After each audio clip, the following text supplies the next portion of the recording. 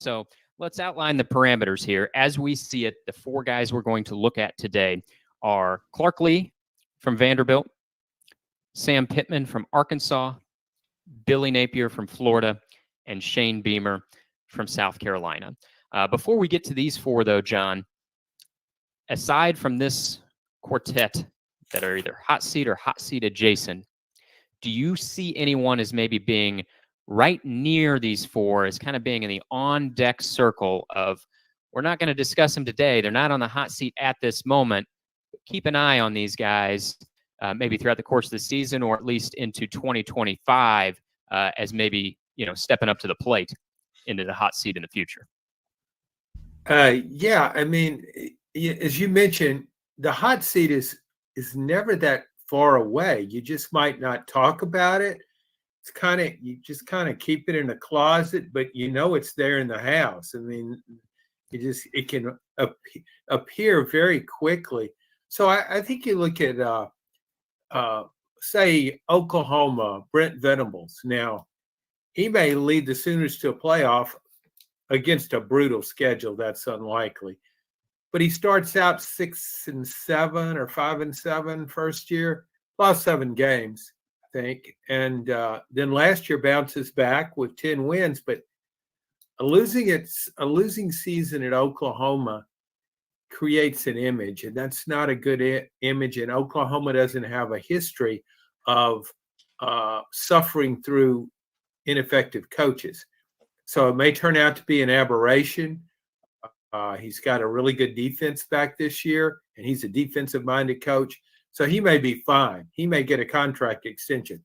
But to your point, you're always not that far away. Even we've seen it happen before with coaches who, not that far removed from a national championship, suddenly appear on the hot seat. Gene Chizik comes to mind at Auburn. Another coach maybe that fits that criterion would be Hugh Freeze at Auburn. Mm-hmm. I mean, Hugh Freeze, I thought that was a really good hire for Auburn. Auburn is not flourishing at this moment, but he didn't come in and have a winning. Street, what's up with you, dog? What's going on, bro, man? He was talking too slow for me. I was falling asleep back here. I was like,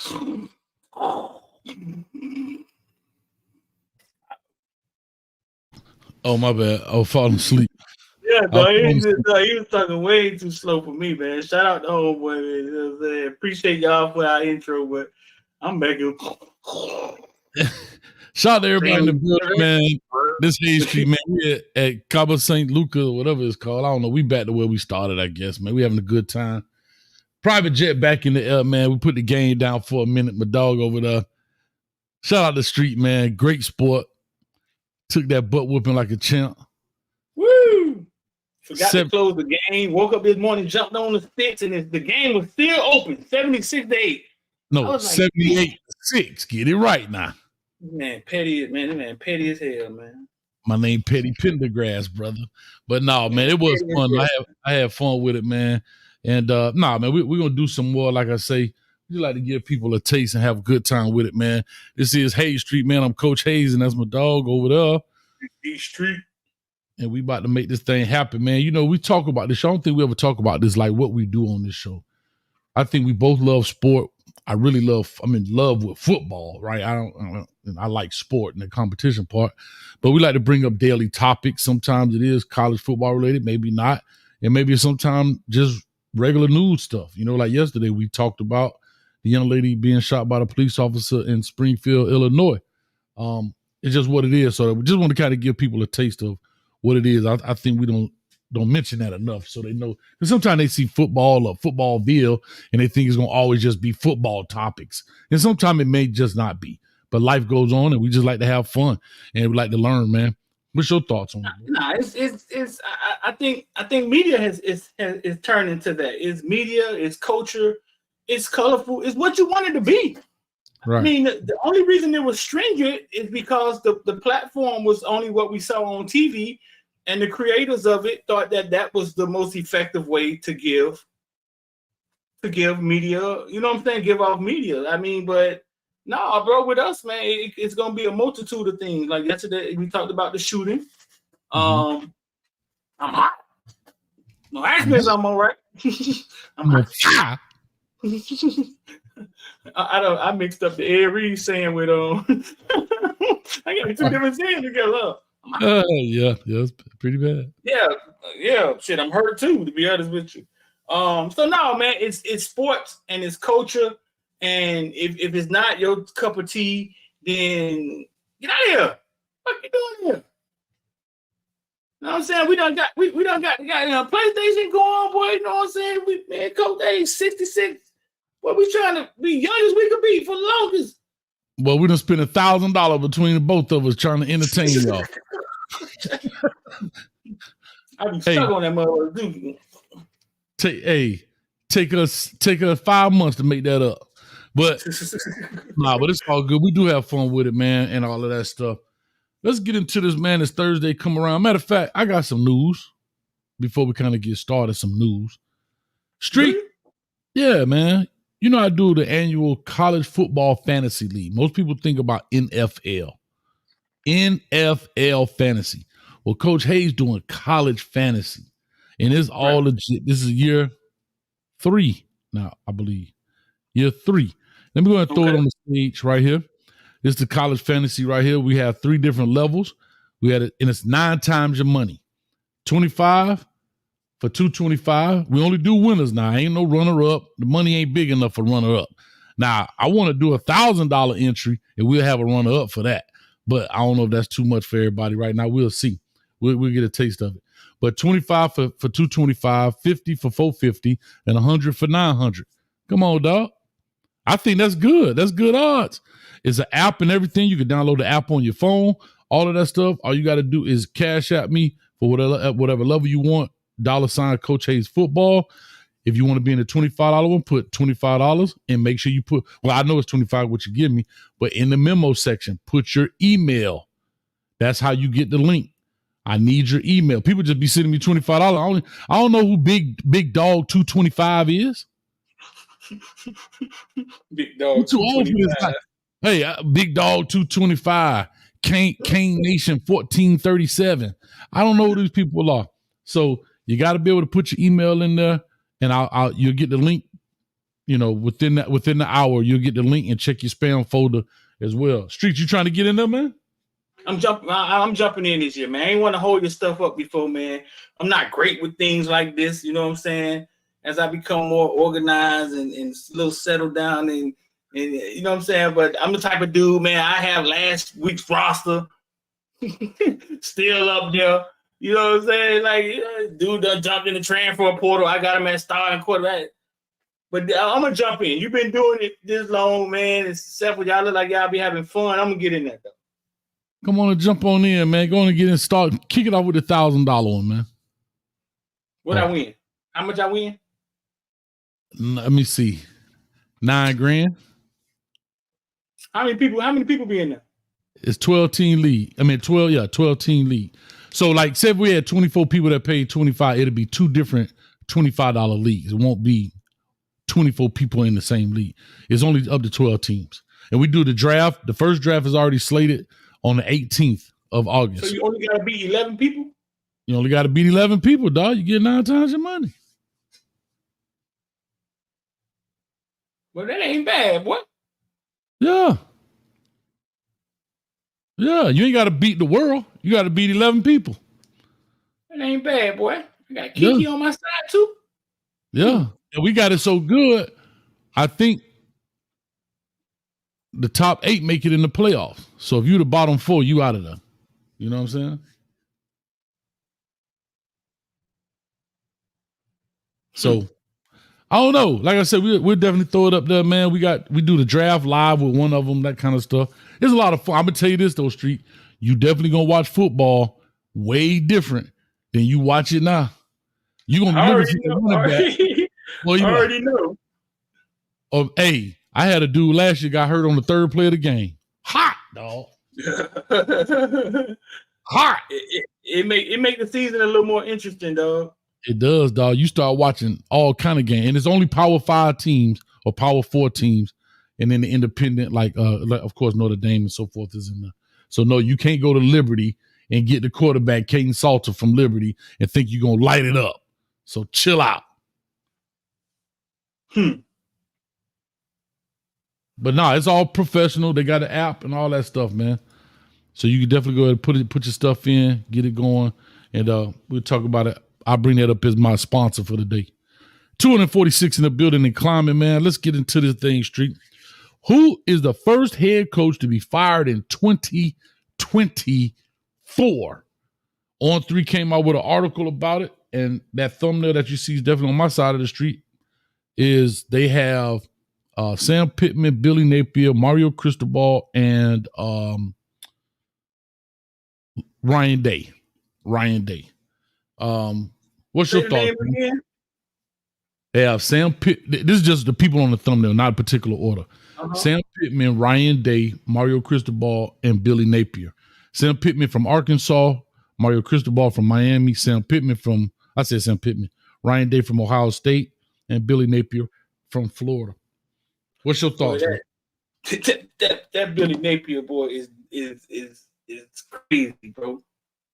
But if he make it through here, he need to change his name to the Phoenix, boy. He rose through the ashes, boy. God. But that man record is impeccable. But who gonna take that job after that? Who, Florida? No. Ryan Day, Ohio State. You know, we talk about this all the time. No, Billy Napier out of there. His seat's so goddamn hot. They're gonna have to get a fire extinguisher, man, just walk around with him on the sideline. Billy Napier, his seat's so goddamn hot. He might well just start DJ Lagway and be like, man, I hope this motherfucker is Mike Vick. Yeah. That's the best you can do. Mike Vick, please. Football God, give me Mike Vick. That's the best you can do, dog. It's just gonna be tough on Mike Vick? Marcus Vick, his brother. Marcus Vick wasn't that bad. Nah, I'm messing. The opposite of Mike Vick. Yeah. Tyler Van Dyke. Too soon? I was thinking more like I don't know, a bad black quarterback. So listen, man, Sam Pittman up there too, right?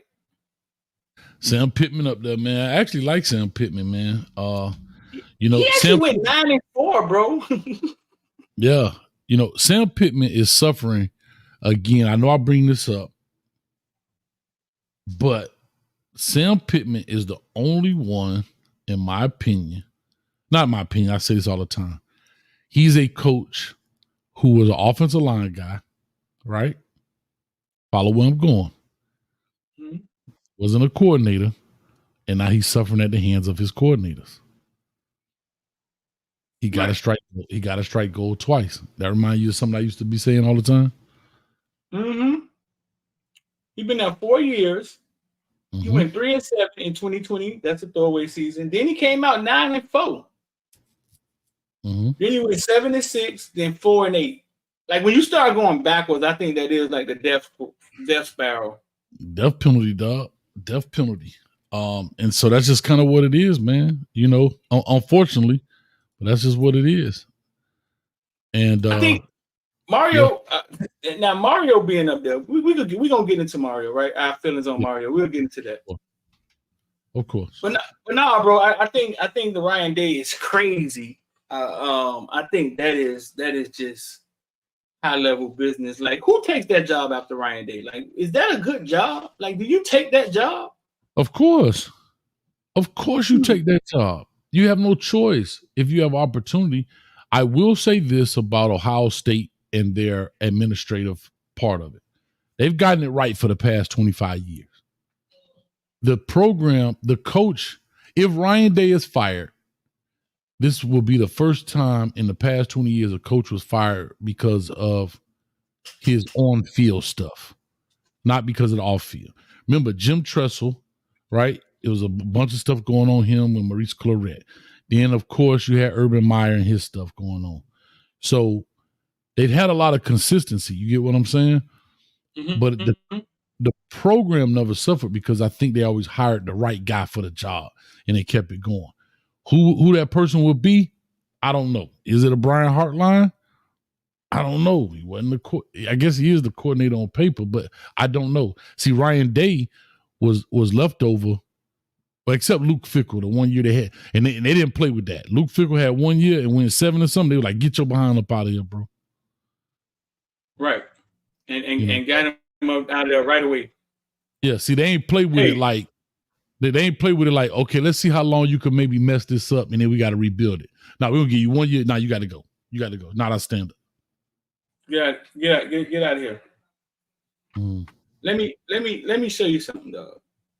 Talk to me. This is for the people who don't ever think about this, especially in Miami. We never think about Ohio State. We hate them. We throw up in our mouth. We think about Willis McGahee leg getting broke.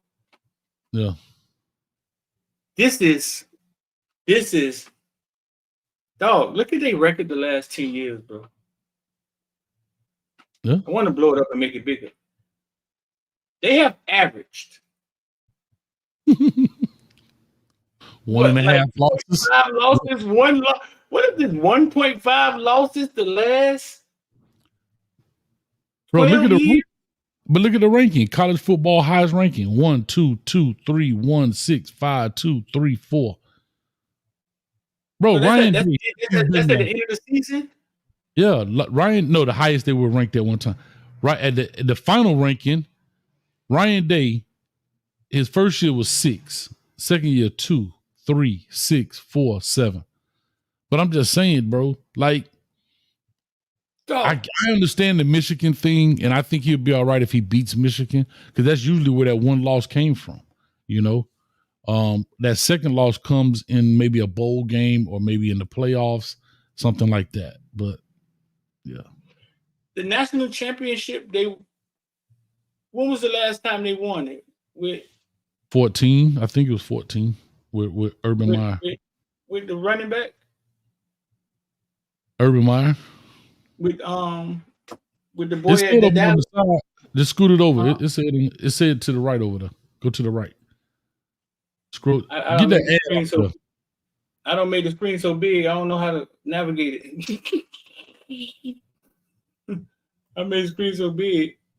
I think the last time it is because I posted about it. The last time was when Ezekiel Elliott was there, right? Right.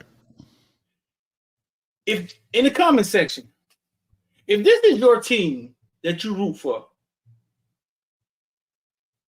are you happy? Are you proud? Are you unsatisfied that you can do this? But because at this point, you just at the top. Hey, it's like winning the championship is the only thing that can satisfy you. I'm sorry. And that's the problem, right? It's like it's that thing where you chasing that same high, right? You won the natty, but it's been now 10 years. Think about that. It's been 10 years. As great as these teams have been, it's been 10 years. Now they went to one since then with Ryan Day, but they lost it. But I guess the question is, here's the question. Is it worth the devil that you know versus the devil that you don't know? You know, that's a saying. I'm calling a person a devil because he's got the Twitter fingers in. But it's like, do I take a chance on Coach X and we mess around and go 7-5? Or do I stay with the guy that just couldn't beat the one Michigan when Michigan got a brand new team, I think they got a relatively tough schedule coming up. Mm-hmm. I'm not a two new team, but new head coach, excuse me. I mean, I don't know, bro. I think, but I think it gets a little deeper than that too. I think it becomes the business aspect of it. I know watching them last year, they had a really close game on national TV last year, early in the season. Mm-hmm.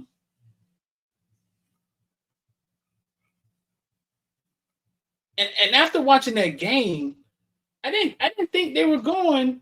I didn't think they were going to only lose two. I thought they were going to be a 4-loss team.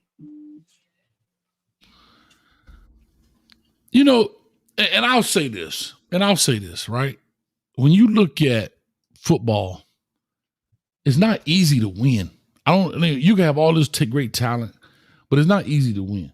And as great and as tough as Georgia been, right? Mm-hmm. Right? They got some close ones too. Like Georgia, let's look at Georgia, right? Matter of fact, last year.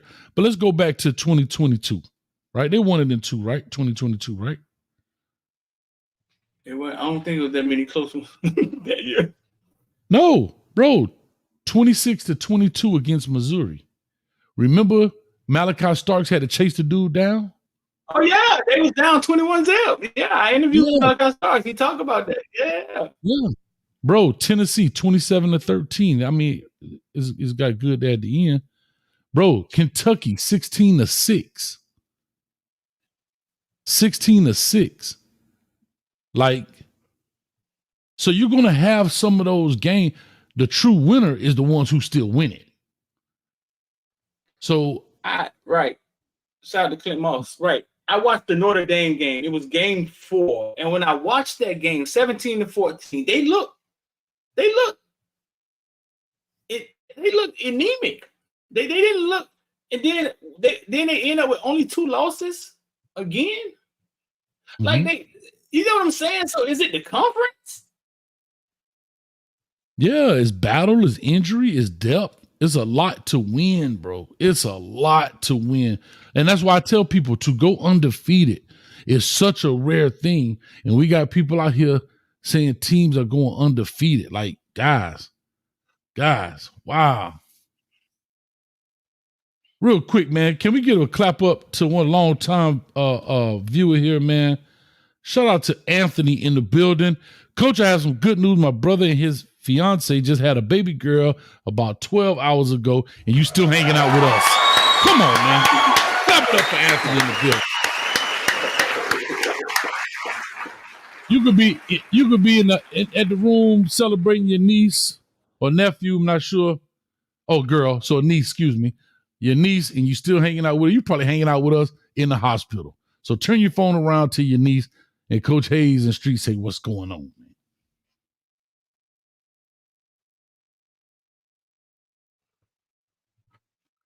Yeah. Shout out to Coach Kane with the $5. Say Manny D, the first one out. But y'all hate Manny Diaz, bro. He even got started yet. Bro, y'all hate Manny Diaz. Y'all hate Manny. Got going yet. Yeah.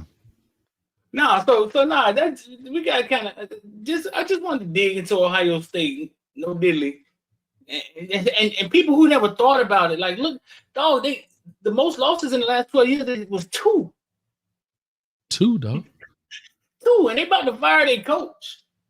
2. Because I think some business coming to it too, Hayes. Like when you fire the coach, you got the money to hire another young guy up and coming. I think it refreshes the program. I think it gives them you know what I'm saying, gives them a new face, something to be, because fans are already delusional. You know what I'm saying? It just gives them something to wipe the slate clean. Oh, we fit with a national championship now. Jeremiah Smith is a sophomore. Will, how are we happy he gone? Yeah, it's the same stories. You know what I'm saying? You know what I'm saying? The same stuff. Right. But I think that has a lot to do with it too, not letting somebody get comfortable like a Nick Saban, and then he becomes the dictator. He becomes the big fish in the city, and the donors can't. You know what I'm saying? He becomes bigger than them, and they don't have the control. I think a lot of that goes into it, Hayes. Oh, listen, you definitely can have, and I think we were talking about this earlier, man. You definitely can have administrative beefs, right? Where people stop supporting or they don't like, your personality. But when you do what Nick Saban did, I guarantee everybody at Alabama upper brass didn't like Nick Saban. But when he winning, what you gonna say? You're expendable. The coach ain't, because he winning. He winning natties. Right. Right? Right. But if he's losing, now I got you. Now you in the trap. You know what I mean? So you can't be that dictator like AD, who's really your boss. I need some new such and such. Right. But when you losing, you got to be like, excuse me, can I set an appointment to meet with the AD? Because I need to ask him a few questions. See, your whole tune changed, dog, because you ain't the cash cow no more. Reggie say street, them boosters gave Ryan Day everything he needed. Man, all the money he needed. If he can't win, he got to go. See, as Hurricane fans, we act like it can't get worse. Like we act like it can't go to 4 losses a year. Hurricane fans, we should know, dog. We were very spoiled for a long time. And we thought that, oh man, get Coca out of here. Get, you know what I'm saying? Get Butch out of here. Mm-hmm. It could get worse. Quick. Real quick. It'll be worse. Like it can't go further down. So cashing in the $2 coach, man, is kind of risky, dog. It's all risky. Dog, look at your thing. Look at Luke Fickell's year. What year? What did he go? 7-5, something like that. Luke Fickell. He was right there. If you look on that same list you had, go look at that year he was there. Look at that 1 year he was there. That's the throw off year. All the rest of them 1, 1, 1, 2, 1, 1, 2, 1, 1, 5 losses. I'm talking about. What at Ohio State? 6 and 7. He went 6 and 7. Bro, that means he went to a boo-boo bowl game and lost it. That's what that means. 6 and 7. What was going on that year? Who? Let's see something. Oh, 6 and 7. We all remember this. The Braxton Miller at quarterback. We all remember that. You know what I'm saying? We remember that. Yeah. Bro, that's what I'm saying. High, that running back. Rod Smith. Damn, they still had ballers. Jamal Berry. Bro, they had ball play, but that's what I'm saying. So you got the talent. Because remember, that's right after Urban Meyer, Ryan Day. That Luke Fickell was after Tressel. Right? Uh-huh. And Tressel, what was Tressel's last year? His record, his last year. His last year.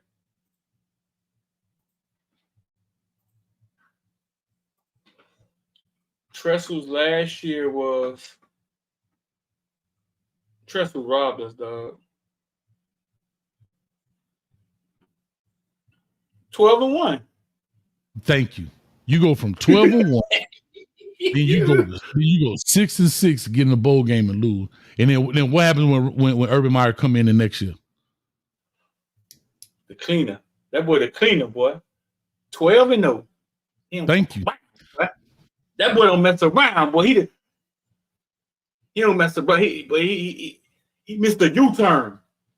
So think about that. So think about if they would have kept Luke Fickell for 3 years, it would have killed the program. Players wouldn't be getting recruited. Players would have been flying out of there. You know what I'm saying? Now, I didn't have a transfer portal like we do now, but it wouldn't have been that rebuild. They saved it in that 1 year. Urban Meyer come in and boom, get it going. But that's all I'm talking about, man. But let's look at some of these cats on this list. David Rondo, he was famous. David Rondo's from Baylor. He's not on the thumbnail in essence, but he's at Baylor, got the head coach job after the great year they had at LSU 2019. Mm-hmm. Was a DC over there at LSU, arguably one of the greatest college football teams of all time of LSU, gets the job at Baylor. Bro, I thought he did a decent job, but he's on the hot seat because when he gets to Baylor, watch this now. He gets to Baylor and he takes over for Matt Rule. Watch this. Matt Rule gets the job to go to the Carolina Panthers. Matt Rule, I start off with him. Matt Rule's first year was 1-11. His second year, 7-6. His third year, 11-3. And they lose to the Sugar Bowl, right? Oh. Could have been 12-2. David Rondo gets the job because Matt Rule leaves. He goes 2-7 the next year. But then he goes 12-2 and won the Sugar Bowl his second year. Right? That 2-7 year got an asterisk. That was COVID. That's COVID, right? That's fair. Mm-hmm. But then he goes 12-2. Then he goes 6-7, like you said. He go to downfall, and then he goes 3-9. And if you set this crazy thing is, if you set the bar this high in football, it can never go down. You gotta stay there. Yeah, they got to stay there. So he's definitely on the hot seat. He's definitely on the hot seat. Man, that man went from 12-2 to 3-9. Boy, that. Yeah. That'd be tough as a fan base. But this Matt Rule. That's Matt Rule at Kansas right now? Nebraska. Oh. Leopold is at Kansas. Huh? Leopold is at Kansas. So Matt Rule went from 1-11 to 7-6 to 11-3, boy. Yeah. You put that work in. There's another name up here. Think about that, Hayes. Think about that. Matt Rule, you 1-11 in 2017. Did you jump 5 games? You're 7-6 in 2018. 2019, you go 11-3. You riding high. Your side chick happy. Your wife happy. The whole city happy. And COVID come. COVID. He good because he got a job at the NFL. So he was like, I'm out. Perfect. Oh, he jumped ship at the right time. Bro, think about this. This dude got an NFL job from Baylor. Yeah, I question those NFL jobs, though. It's a lot of guys go to the NFL and it's like, man, they didn't even want them here. Right. So, but I think some of those jobs are like entry level, not high paying. But no, he jumped ship at the right time, huh? Yeah, he got up out of there. Let's look at another school. Oh, good. I'm sorry. Go ahead. No, talk to me. Nah, you running this one. This your show. No. It ain't that. We just talking. Go ahead. Finish your point. No, it is your show. Huh? It is your show. Who you got next? No, I want to see a school like Vanderbilt. I think it's a crap job. Vanderbilt, Carl Lee is definitely on the hot seat. But I think any coach who takes that job is on the hot seat. James Franklin might have done the best job there in the past 10 years. James Franklin, who's at Penn State now, when he got the job, he took over for Robbie Caldwell, right? Mm-hmm. Who was only there 1 year, was 2-10. James Franklin comes in, they go 6-7. His next year, they go 9-4. The year after that, they go 9-4. He gets a job at Penn State. Derek Mason comes in, they go 3-9, 4-8, 6-7, 5-7, 6-7, 3-9. They gave him a lot of leeway, but Vanderbilt's a tough job. Bottom of the SEC. You play in the SEC schedule. They're not, it's tough. Carl Lee comes in, he's 2-10, 5-7, 2-10.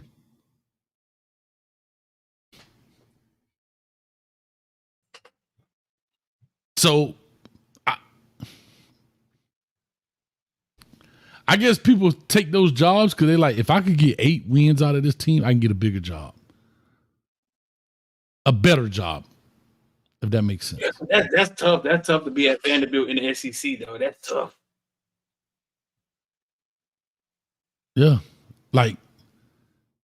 So he on the hot seat, but guess what? He did 3 years. And who's going to take the job? A first-time head coach. Yeah. You think Ryan Day gets fired from Ohio State and goes to Vanderbilt? Hell no. No.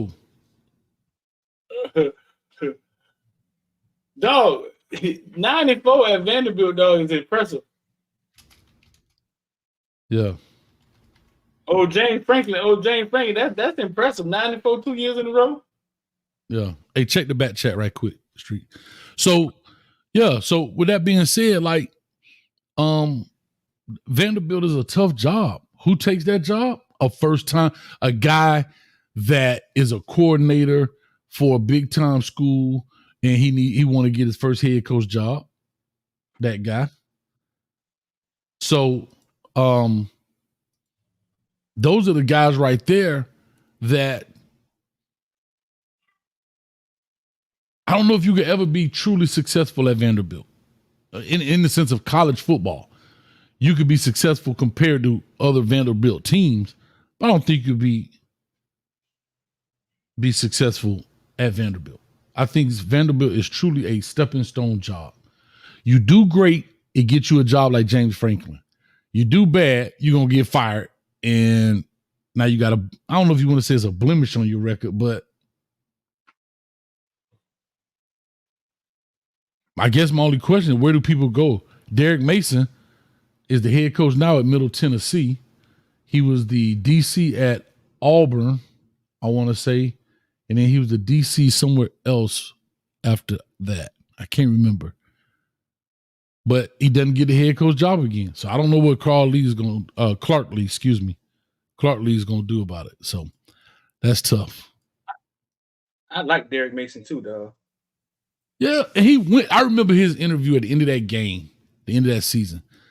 He, brothers always got to cry on TV.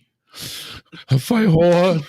This, I went here, and I give my all, man. I gave us everything that we could give. And hey, the AD stand over here like this. Why are you doing like hey, take this pen and sign. Hey, take this pen and sign this letter. You out of here, dog. Get that crap out of here. Why you doing like that, dog? But I like Derek Mason. I do like Derek Mason. I think he's a good coach. He just, I'll see what he's gonna do in Middle Tennessee. Why you doing like that, dog? Doing like what?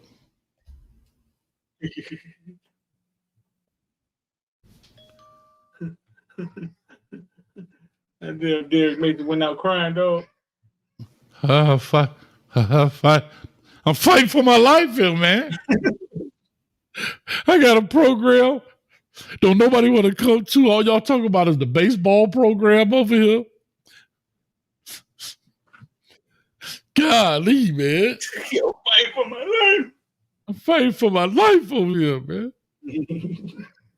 I'm trying to find Derek Mason crying, dog. We got a football team. Y'all give us tennis balls to practice with, man.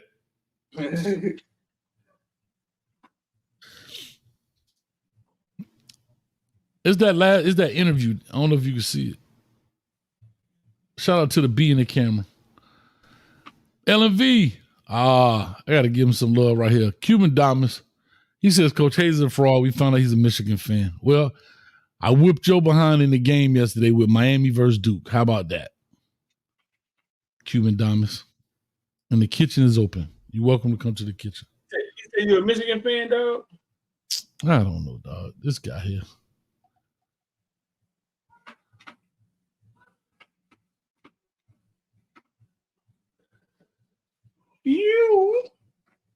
So listen. Also on that list, man, is Miami's very own Mario Cristobal. Okay. Mario Cristobal, 5-6, and then 7-6, or 7-8. 5-7, 7-5, and then with the bowl loss 7-6. Yes. 7-6. I believe underachieved 2 years in a row. But what you think, Hayes? What you think? I think he underachieved 2 years in a row, but I don't think he should be on this list. You know what I'm saying? I think we're too close to it. We know a little much.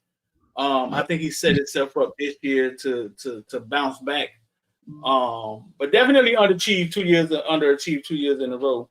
What you think he should be on this list, Hayes? No. I don't think he's on this list because he actually was on par with what's been going on, right? If you just look at the numbers, Miami 7-8, maybe 9-win team, just consistently. Well, yeah, the first year he took a spill. Last year, he was 7-5. He was right around 7-6. Nothing different than what's ordinary. So I say no. But I also say no, because I guess is where we go a little deeper with it, is financially, I don't think could be on this list. He's not far enough into his contract. He's a 10-year contract, only year 3 of an $80 million contract, $8 million a year. I mean, right. Unless he tank it, like go 2-10 or some craziness, which I don't see whatsoever. I don't see them coming up with money with a middle of the road season. Now, that mean I like it, but it's what it is. Shout out to Steel Kane CT. Did you both, with the $2, did you both give thoughts on ACC Media Day for UM? I haven't gotten to it yet. Hayes was supposed to talk about it last night, but I think I did. I talked about it for like 10 minutes because here's my thing about ACC Media Days. I know y'all like, Coach, I hate you, and I get it. I'll just say this quickly. Thank you, though, Steel Kane. It was great. It was great. Everybody said what they were supposed to say. Everybody talks in coaching cliches. Everybody's working hard. Everybody's a leader. Everybody has bought in. Guess what? Guess what the truth teller is? Them 12 times in the fall.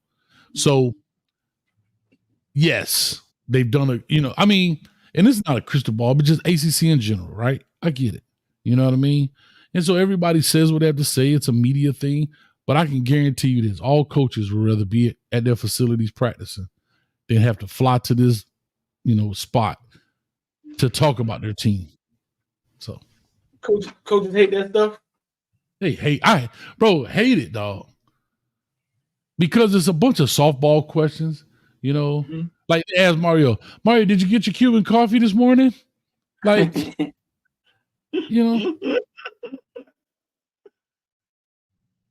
Nobody did this. Like nobody went up there. UCLA, but our football program, but we're in LA.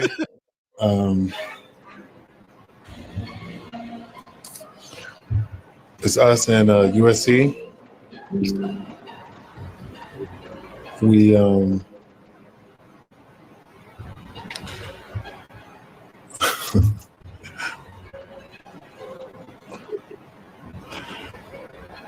I'm just basically excited, really. That's it. Any questions? Nobody went up there and did that. It was great. In a second.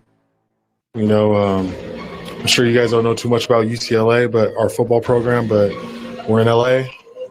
That beginning is epic, though. I'm sure you guys don't know too much about our football program. You would think he was up there talking about Miami Hurricane State. Bro, when I say I didn't know that was a real word. I found this out maybe about a year ago. Secondhand embarrassment. You know what that is, Street? Do you know what that is? Huh? Secondhand embarrassment. You know what that is? What? Like secondhand? What is it? So I didn't realize it was a thing. I knew what the feeling was, but I didn't know it had a word. So I learned that about a year ago. It's like you're embarrassed for that person. Like it's cringeworthy. Like I'm sitting there like, come on, bro. Like you like, oh God, leave, bro.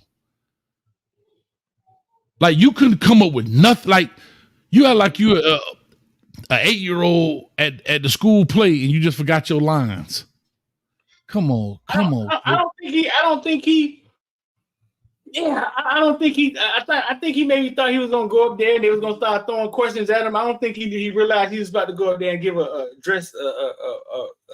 What is it called? The president give a state address. State of the Union address. Yeah. I guess, bro, you could wing that. Like we did it yesterday. You said, Coach, what if you went up there? Man, we at UCLA, man. Hey, we here with USC as well in the city. Glad to be here. Right. Be done with it. I mean, it is what it is. Trucking, what's up with you, Trucking? So yeah, that's what it is. But when it comes to Mario, I don't think he should be on there because I don't think it's even hot. Now, if he go in there and do some foolishness, which I know he's not going to do, and have 4 wins, 5 wins, I'll be flying the plane myself because I've been screaming 10, 11 now. So I don't think it's trucking. What's going on with trucking, man? What's good? I don't think he should be on there. But like I said, I do think we underachieved in the first two. But think about this: if you take a knee, right, you go from 5-6 to 8-7, 8. You go from 5-6 to 8. You get 8 wins. 8-4. 8-4, really? And then you lose a bowl game. And then that could put you 8-5, yeah. So you go 5-6 to 8-5. Is that drastic difference than 5-6 to 7 wins? Like, does it look different on paper? Like, hold on, say that again. It look different for what now? Will it look different? Am I talking about him different? Like, oh man, he made a big jump. Like he didn't underachieve in 2 years. You know what I'm saying? I believe if you get the 8 wins, it doesn't feel like to me that he underachieved in 2 years. It's just like he underachieved the first year. Boom, big jump in the second year. If you take a 8 wins. Right. Definitely. Right. And that's why that knee looks so different. Right. I mean, not to keep bringing it up, but that's why it was so important, because that you needed that W.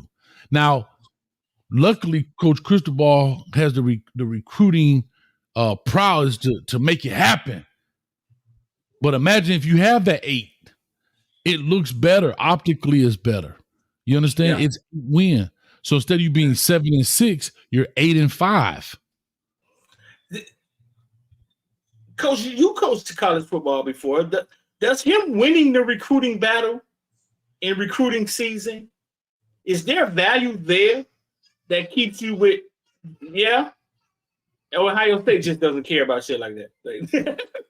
But no, because they are getting the recruits. So so that's a standard for them. Like, we're getting the top recruits, and that's why they're mad, because we're getting the top players in the country every year. Our wide receiver room second to none. Our quarterback second to none. Our running backs ridiculous, right? They're getting the players, even on defense. They're getting the player. They just got Caleb Downs from Alabama. They got Jack Sawyer coming off the edge. They have these places now. Schematically, they've had some defensive issues, but athletically, they don't have a talent issue. Right. So the fans understand the standard. So that's not been a problem. They're getting players, dog. Right. Still Kane said we could have had 9 wins. Who's this other win, Still Kane, that you think that Miami could have eked out? But yeah, they got Mario on the thumbnail, bro, and I think that's just like clickbait. But the person that wrote it, from the outside looking in, you probably look at it and you like 5-6, 7-6, took a knee, took some heat. Hometown Cubans ain't gonna be light on them. Mm-hmm. And I can see how they wrote it, and from the outside looking in, you see it that way. But I think in this new wave of college football, Miami has imposed their will. Even with the 5-6 and the 7-6, they imposed their will and jumped in running and showed that they can U-turn and adapt to this new college football, NIL, negotiating with kids, transfer portal. Got coaches out here crying. Hey, we got to get into that too. We got to get into what Wisconsin coach had to say about TVD and his PTSD and him PTSD from Miami. We got to get into that, bro. All right, we definitely can. But you asked me one game. I thought a game that we could have won last year was the NC State game. We lost that game 20-6 because we couldn't score points. In modern football, you don't have a touchdown. That's like when we played Virginia. Remember that it was all field goals and we had to do the 2-point conversion just to win it? Yeah, but we both were sucking in that game. They got they backup quarterback ready to beat us, bro. And that's what I try to argue with people. Like, bro, listen, keep the excuses. They got their backup quarterback prepared to beat us. We're trying to prepare our first round. You know what I'm saying? Mm-hmm. They got their backup quarterback who, after that game, basically left the team. Went into, you know what I'm saying? You know, he redshirted himself, basically left the team. I saw that kid in person. I mean, I don't want to have this conversation. I saw him in person at the 7-on-7 tournament, though. Huh? Isn't that same team that kid Concepcion, the true freshman, is on? It's the brother. It's right. It's his brother. I saw him in person in Hayes.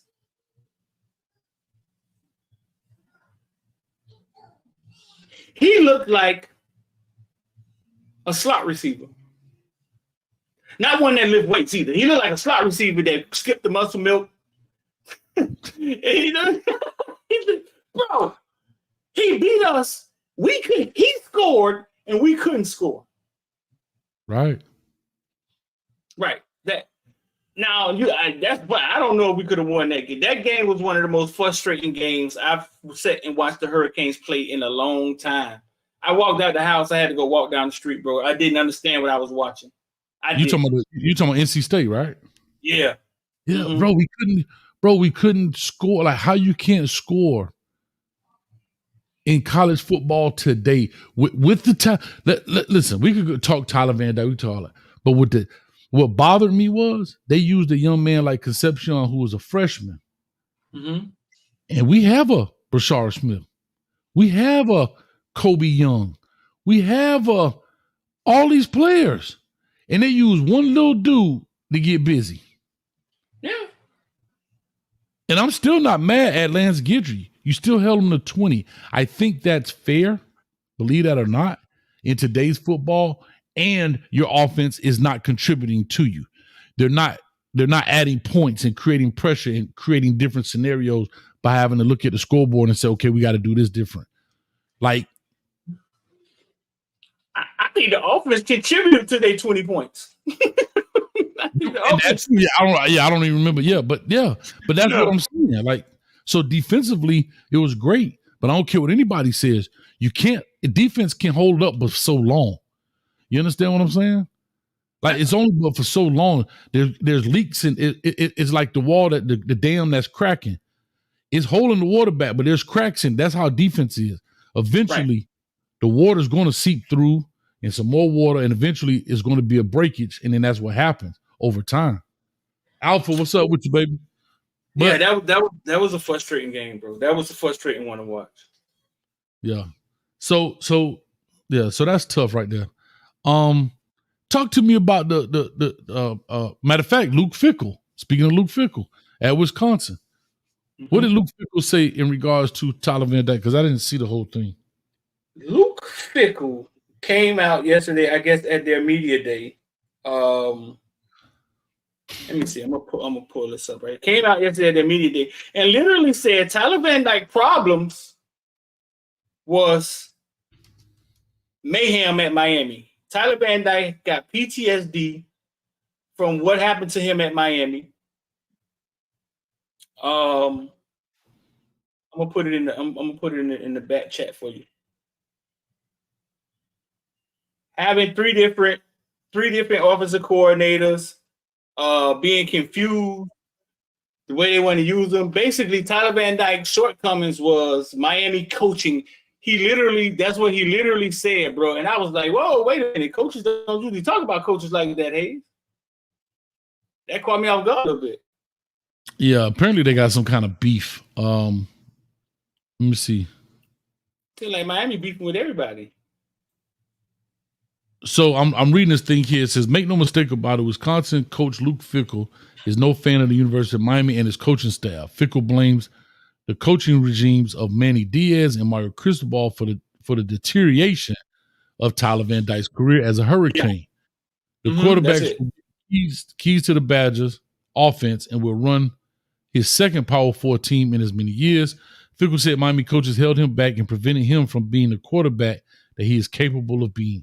Wowzers. Wow. For me, he said, for me, if you said what's the greatest thing that you like when you were identifying Tyler Van Dyke, I would say all the adversity he had been through. Luke Fickell said the ability for him to handle three different coordinators, the ability for him to go from the East Coast down to South Florida. And he's just win a starting position, have the ups and downs, and be able to continue to stand tall. I don't know if this was to boost Tyler Van Dyke to say, listen, man, you had some imbeciles like running you. Now you're in good hands to boost him up. But So he literally named the coaches, bro. Like literally, he named all the coordinators that Miami had. He left out Gaddis for some reason, so he must be called Gaddis. He must be called Gaddis, and Gaddis gave him the scoop. Hey man, just dumpster fire down there. You know how fire coaches always talk. So literally, he said, "Listen, man, Tyler Van Dyke's shortcomings was PTSD from being coached at Miami or Miami having dog Hayes." You know how Miami fans feel about Tyler Van Dyke. Luke Fickell is hanging his hat. His hat. He hanging it. He hanging his hat. He hanging his hat, Hayes. He hanging his hat on Tyler Van Dyke. He is all in on White Lightning, dog. How you feel about that?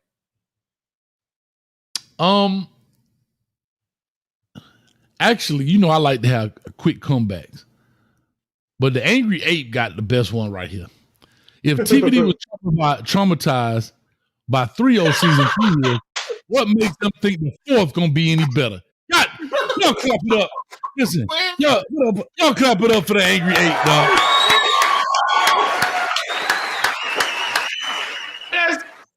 That's gangster right there, boy. Angry Ape, I couldn't have said it better myself, man. Angry Ape. That's a great comeback. You think about it. If 3 people couldn't get it done, you not a fourth. That's a great comeback. I will say this, Streeter. And you've always said this. Coaches talk to their players through the media sometimes. And I think strategically, Miami doesn't play Wisconsin. Probably won't play them in a bowl game or playoffs or whatever. Right.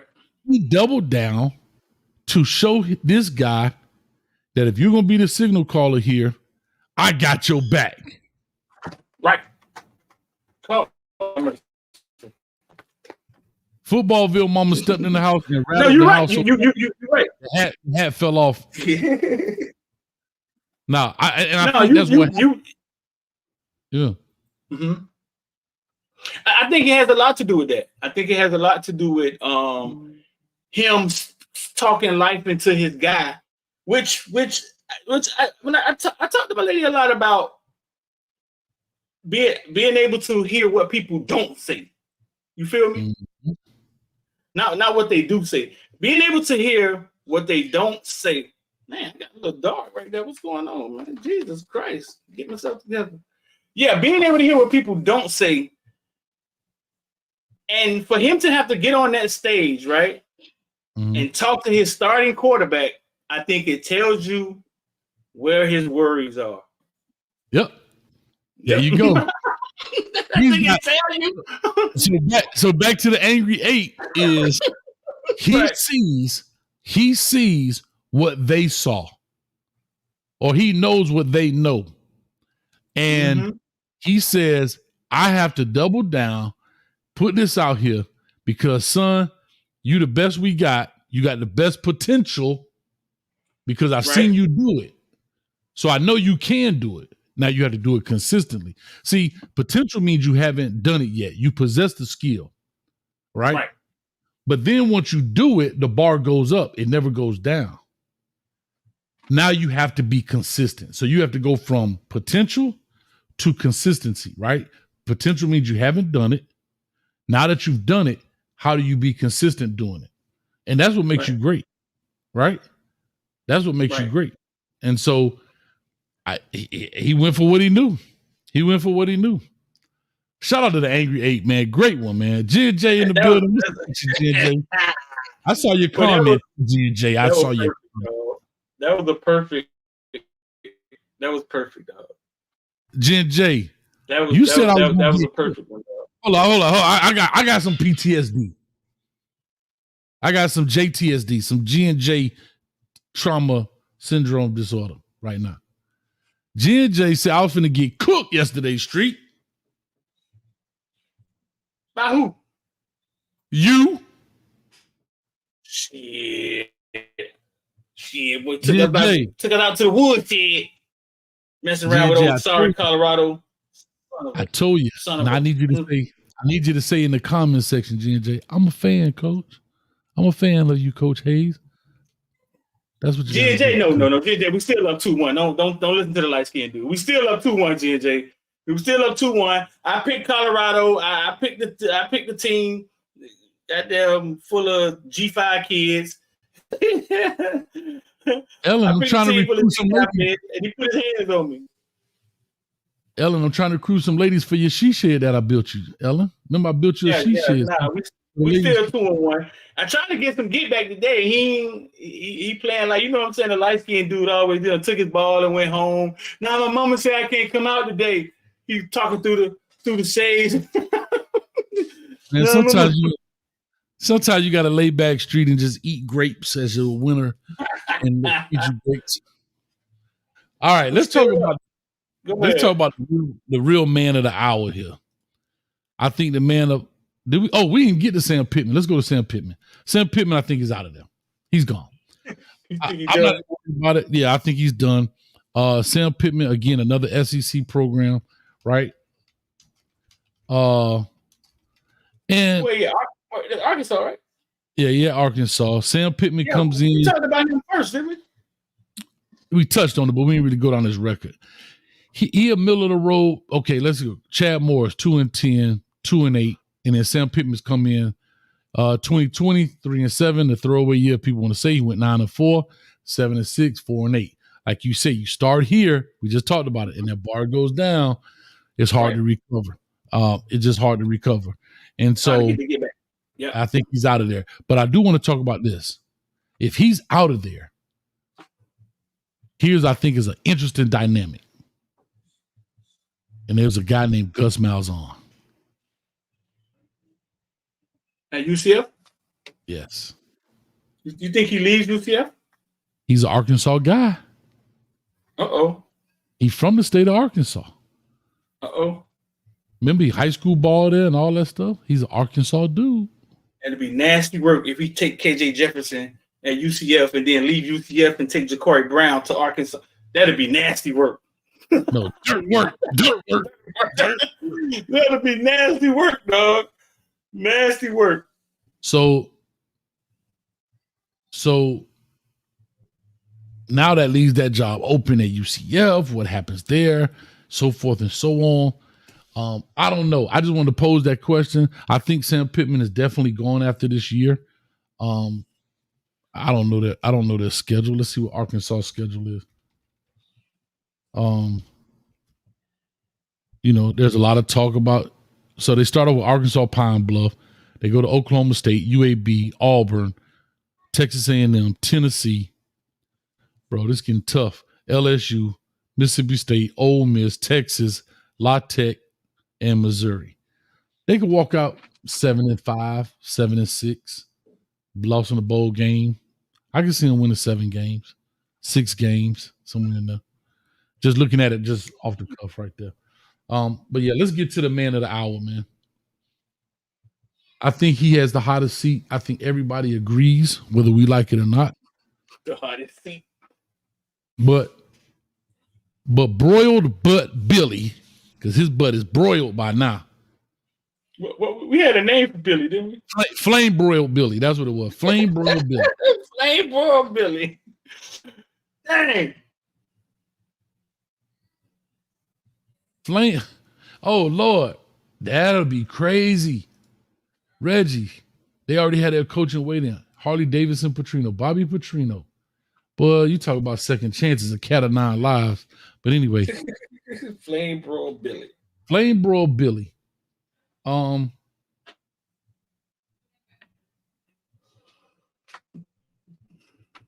His seat the hottest, though, ain't it? And he up against it, boy. Toughest schedule in college football. He's had some turnover. There's some issues going on. But they still, I give them a little credit now. They still getting some players, though, from the recruiting. Unfortunately, these players that they got in high school, like they just got the commitment from Vernell Brown right here in Orlando, one of the top receivers that was slated to kind of be Ohio State guy. But those guys can't help you now. Right. That's just hope. Yeah, that's hope you make it this year, then you'll have some next year. and they still would be a freshman, like a true freshman. So, what's your thoughts on G5 Billy? Do you think he makes the season? He's out by game 6. What? Middle of the year? What? I don't. I think it's over for him. I think it's over for him. I've even heard the coaches that are in waiting. You know what I'm saying? I think it's over for him with that, and then the lawsuit. I think the first coach ever to get sued by a goddamn player that's lingering over his head. I don't know, bro. I don't think he make it through the season, bro. You want to see something funny, dog? I asked Kiki to draw me this 5 minutes, a minute ago. Yeah, Kiki Kiki came up with. Damn. A minute ago. Flame bro, Billy. Oh, that's crazy, dog. AI scared. Yeah, bro. I think his best chance, which you gonna do, was to just throw DJ Lagway out there and blame the quarterback. Say we got a freshman quarterback, but if we're looking at the future. But yeah, I think he out of there. And that's a hard call, man, because Graham Mertz wasn't bad for them last year. Like, let's call it what it was. He was decent. And I mean, here's what I know. Just like that picture you got up there, right? That's where he is now. He lose to Miami. You might well tell Kiki just to draw you a man with flames because you won't even see his face. His whole body. Because then after Miami goes, then they go Samford, which that should be definitely a W. Texas A&M might be tough. Mike Elko there. I don't know. First year, but they got talent. Some left, some stayed. I don't know. Mississippi State should be a W. UCF could be a problem for them. Tennessee, Kentucky, Georgia, Texas, LSU, Ole Miss. Bro, the last 6 games is a gauntlet, bro. You got UCF. I think they could beat UCF. Maybe not. Close game. It's in the swamp. They go to Tennessee, Kentucky, Georgia, Texas, LSU, Ole Miss, Florida State. Street. Come on, man. They got a tough record, a tough schedule too, yeah. But tell me this, Hayes. Yeah. What's the difference between Flame Bro Billy, right? And I'm gonna give you this. This coach been here 4 years. This coach went 3-6, 5-7. Oh, that's the difference. He went 3-6, 5-7, and then 10-3, and then 13-1. That's Mike Norvell. Billy Napier.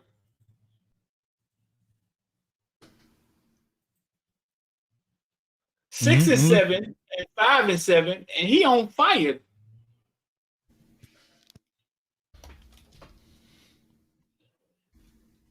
In 2 years. Like, is it something else going on? I mean,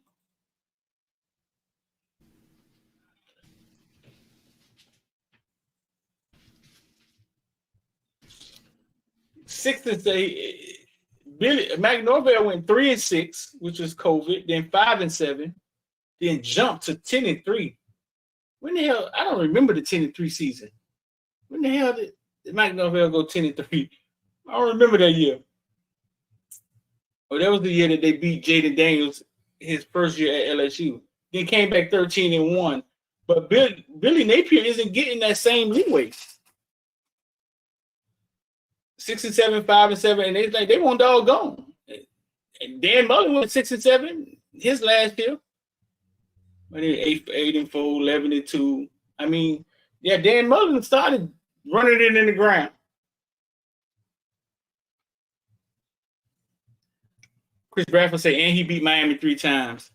Yeah, I'm realizing, looking at this Ryan Day said that these rivalry games, right? These rivalry games make a big difference. I'm realizing that. But yeah, I don't think Billy Napier. This is crazy what Kiki came up with though. Kiki drew this in a minute, bro. A minute. Kiki drew this. Oh. A minute she drew this. I don't know what these is right here. Like I don't know what them is, but a minute Kiki drew this, dog. That's what we at in technology. I don't know what happened to my boy Hayes, man. Hayes got up out of here, man. I don't know what happened to him. You think he the man because he beat me 78, I think 78-6 yesterday in college football 25, man. But I know his mama was the national champ in Delaware 8 years straight, Madden national champ. He must be called his mama on me, man, and got some pointers. But we're gonna get that thing popping again. We're gonna get the thing popping again tomorrow. Though. I'm gonna get my wins back. I'm still 2-1 up on them, but I'm gonna get my wins back. But no, man. So kind of to recap what we were talking about, like they threw Mario Cristobal on this thumbnail of this On3 article. Odds came out on coaches that will be fired in 2024. The odds came out, and I think Mario Cristobal was plus 600. I don't think Mario Cristobal deserves to be up there with Billy Napier, and these other guys. I think Mario took a program that was trending down for a long time, and he's infused it with talent. He's underachieved. I ain't gonna lie about that. That record, he's underachieved, but he's infused it with talent, some discipline. And one of the main things, I mean, you got a signal caller that can get this thing changed for you. You all right over there, boy? Yeah, I was just dog. telling about your mama being the Delaware State Madden champion for 8 years, and that's what you probably did. You called your mama, and y'all ganged up on me, and that's how you beat me, dog. But you know what I'm saying? Yeah, man. I I hate was the camera, but the thing on the power switch under there, and I'm like, I couldn't figure it out. I was like, why the camera went on? I thought it blew or something. But yeah, the old girl was Madden champ, dog. She got 3 thumbs. That's why she could play so fast. 3 thumbs. Yeah, she got 3 thumbs. They say you was watching Housewives of Atlanta, dog.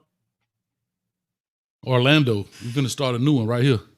Housewives of Nah, bro. I was just recapping and going over just telling them what for the people who came in late didn't understand what we were talking about. Yeah, On3 came out with the odds of coaches to be fired in 2024, and they found their way to put Mario next to Billy Napier on the goddamn thumbnail. And I don't know if they should be in the same room at this point. I agree. Yeah. Yeah, I don't know if they should be in the same room. No, I totally agree with that. I don't think Mario Cristobal is in the same boat as Billy Napier right now. So you think they fire Billy Napier if Miami go down there and put their foot in them at the Swamp? Is that a fireable offense? Like if they go down there and get beat down? Yeah. You think so? If they get embarrassed. Yeah. He fired it. He fired Monday morning. Hey, I'm gonna tell you the story, dog. I'm gonna tell you the story. Story time. If they beat them by 28, he done data. Story time, and then we can. You got a story after this? No. And then we can get to the ONC house and get up out of here. So I don't know the years. I'm horrible with years, but I'm on the field at Florida State versus Miami the year that Jeff Thomas was out there balling, and DJ Dallas was out there balling, and Miami beat. And I'm talking about what's the black coach name that was at Florida State? Willie Taggart. That year, Willie Taggart got beat by Miami at Florida State, and I'm talking to a friend of mine that was a big donor for Florida State during the game, walking on the sideline, and I'm like, man, listen, man, I know they talk about Willie Taggart getting fired, man, but I don't want him to get fired. I got a lot of friends that's on the staff, right? Mm-hmm. You know what I'm saying? I had a couple guys, dudes I knew that was on the staff. Stanford Samuels, Boosie, you know what I'm saying? And a couple dudes that was on the staff. I was like, man, I don't want Willie Taggart to get fired, bro. I just hope he could go ahead and turn it around. And I walk around the stadium and I look back at my phone, right? Mm-hmm. And all the text said was, he's gone. This is like halftime of the game. Bro, listen. This man got fired the next day, I think. Or either on the way home he got fired. And I text my dog back like, damn, dog, you could have told me he was gone now. Like you could at least give me a heads up. He was like, he's gone. Yeah, now it happens. So okay. Remember we did the show the other day with Paul Feinbaum and Lane Kiffin was talking. Mm-hmm. You remember they had already made their mind up. They said if he loses this game tonight, fire him. Remember Lane Kiffin was telling that story because he had somebody knew that was in the room, and he said the reason he said that was because he said Paul Feinbaum called him the Miley Cyrus of coaching. And like you said, those guys felt embarrassed, the upper brass. Mm-hmm. That's like my man got fired at, that was Lane Kiffin, got fired on the tarmac of that game. Brett Bielema got fired at the goalpost. Hey, the same time you said that, Chris Bradford texted it in the comment section. What's that? Yeah, got fired on the tarmac, yeah. Bro, Brett Bielema got fired, I think, from Arkansas. He got fired. Explain to people what the tarmac is. Explain to people. Give them a visual of what you're talking about. That's where the airplane is. The tarmac, the airplane. Like they were leaving on the way leaving. Yeah. So okay. So people may not know this. I'm gonna tell y'all a funny story too. But college football teams don't fly, like they don't go to the regular airport. Like you get what I'm saying? They don't go through TSA. They do, but they're not walking in. Concourse E. It's not like that. It's a private piece. So they have their own jets. You go in there, you get checked. You jump straight on the plane, right? Right. Go through the thing. So the tarmac is what? Where the plane is.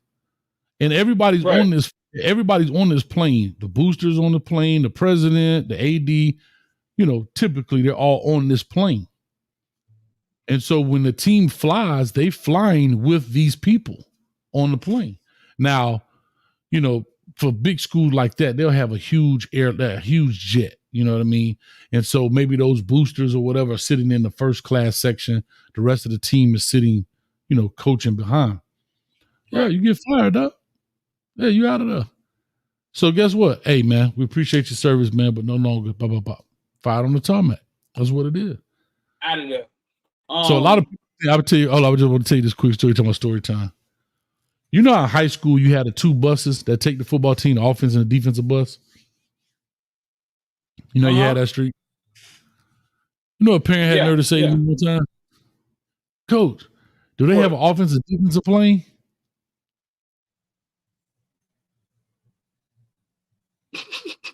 Dang. How much money they think out there?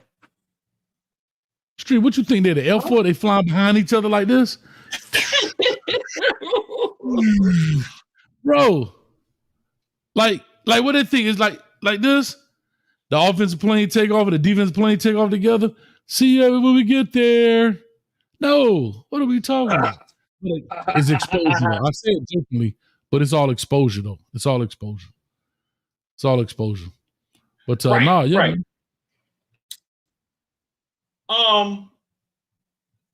For the people, I see people in the comment section saying that was Mike Norvell's first year. I think y'all getting it mixed up what game I'm talking about. I'm talking about this game. This was Willie Taggart's last game. Now I ain't gonna play this, Hayes. I'm gonna do it like old school, steal pictures. But this game, y'all remember this game with DJ Dallas broke?